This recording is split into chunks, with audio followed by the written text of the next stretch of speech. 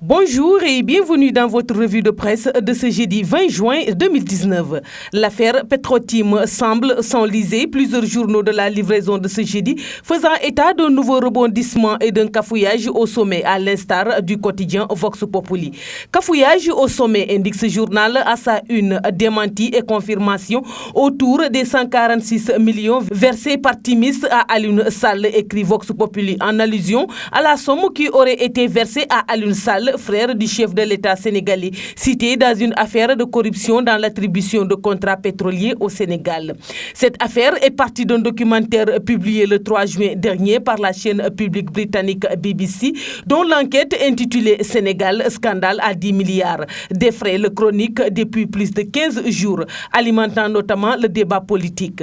La BBC affirme démontrer comment la société de Franck Timis s'était vue retirer puis réattribuer une autorisation d'exploration après l'accession au pouvoir du président actuel Macky Sall. À l'appui de ces soupçons de corruption, le gouvernement a battu en brèche ces allégations, parlant notamment du reportage de la BBC comme d'un tissu de contre-vérité, destiné volontairement à manipuler l'opinion et jeter le discrédit sur le gouvernement et l'État du Sénégal. Mais à mesure que l'affaire s'installe dans les débats, les médias pointent des contradictions dans les réactions des officiels. Cafouillage au sommet de l'État, écrit par exemple Vox Populi, qui a la même lecture de la situation avec beaucoup d'autres journaux. L'odeur du pétrole a certainement chanté les esprits parce que pour une accusation de la BBC sur les 250 000 $ de Mayeni John, l'auteur de l'enquête accuse Timis d'avoir versé à Alioune Sall à travers la société Agritans. La version diffère avec le journal. Si Alioune Sall ne cesse de répéter n'avoir jamais reçu cette somme venant de Timis ou ses alliés, El Hadji Kassé, le responsable de la communication de la présidence de la République, a lui déclaré à TV5. D'après les informations que j'ai, cette somme a été virée dans une société Agritans de M. Sall pour le paiement d'une mission de consultation dans le secteur agricole.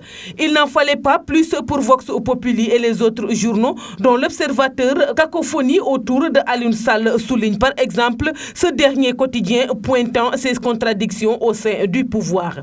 Encore une fois, le pouvoir s'est émêlé les pinceaux dans une nouvelle tentative de se laver des accusations de corruption présumées dans l'affaire Alioune Sall Timis, notamment dans l'affaire du présumé pot de vin versé dans les comptes de la société Agritans, écrit l'Observateur. El Hadji Kassé enfonce les salles, reprend Walf Quotidien, selon lequel la stratégie de riposte des autorités dans cette affaire Petro-Tim accouche de contradictions, alors que le principal mis en cause Alioune Sall nie le transfert imaginaire de 250 000 $. El Hadji Hamidou Kassé, le ministre conseiller en communication de Macky Sall, qui s'est prononcé sur cette affaire qu'il qualifie de privée, confirme le virement, lequel, argue-t-il, était destiné à honorer une consultation dans le secteur agricole, indique Walf Quotidien. Dans ce contexte, le quotidien LAS fait état d'une tendance haussière du prix du Brent, ajoutant que l'État du Sénégal ne peut plus supporter la subvention qui passe de 54 milliards à 107 milliards pour les pétroliers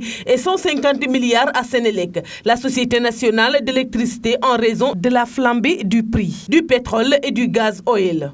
À son arrivée au pouvoir, souligne également le quotidien, Macky Sall voulait réduire le nombre et la taille des agences d'exécution héritées de Wade. 7 ans après, il en est encore à poursuivre le même objectif pour réduire celle qui a lui-même ajouté sans doute. Un autre sujet en exergue, celui qui concerne le contrat d'affermage de l'eau attribué à la multinationale française Suez au détriment de la sénégalaise des eaux SDE, qui a annoncé avoir décidé de saisir la Cour suprême pour faire annuler cette décision, rapporte le Témoin, le quotidien. La SDE ne sera pas spoliée, déclare le président de son conseil d'administration, Mansour Kama, dont les propos font la une de plusieurs quotidiens, dont critiques. Selon ce quotidien, le conseil d'administration de la SDE a convoqué une conférence de presse pour alerter les partenaires financiers sur les irrégularités d'un octroi opaque et vicié au détriment des consommateurs. Un pôle d'avocats a été commis à l'effet de porter le combat sur le plan de la justice. La SDE fonde son recours sur le surcoût pour les consommateurs de 42 milliards de francs CFA sur la période du contrat d'affermage de 15 ans. La différence entre les offres et le conflit d'intérêts manifeste avec sa filiale Suez International, constructeur de l'usine d'eau potable. Située à Keur-Momar-Sarr dans le département de Louga, centre-ouest, détail critique.